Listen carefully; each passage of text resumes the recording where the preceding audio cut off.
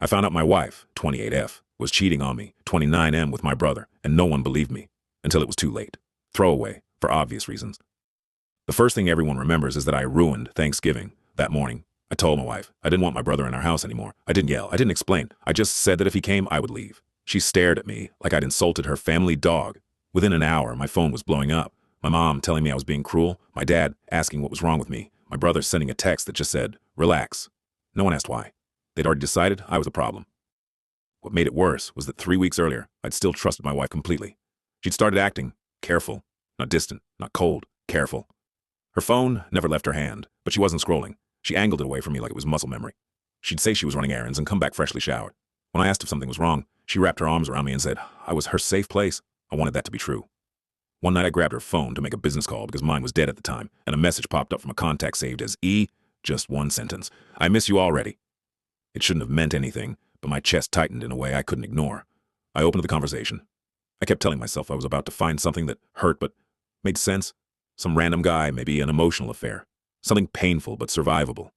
Instead, I saw photos taken in my living room. Inside jokes I'd heard before but never questioned. And then, a picture that erased every ounce of denial I had left. My brother's wrist, tattoo and all, resting on my wife's thigh. I sat there for a long time before I confronted her. When I finally did, she didn't scream or deny it.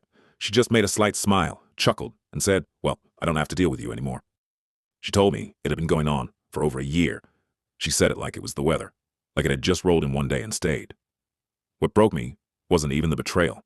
It was how calm she was when she explained that Evan understood her in ways I didn't, that he listened, that I'd been emotionally absent without realizing it.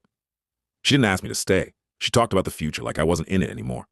I left that night with a duffel bag and didn't tell anyone why.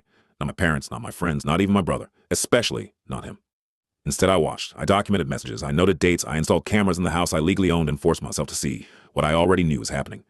My brother walked in like he belonged there. My wife laughed the way she used to laugh with me. The ease of it all hurt more than the sex ever could. What I didn't expect to learn was that they'd been telling a story about me, that I was cold, that I was unstable, that my wife was scared of upsetting me. Suddenly, the looks I'd been getting from my family made sense. I wasn't just being difficult. I was the villain in a story I didn't know was being told. Part 2 coming soon.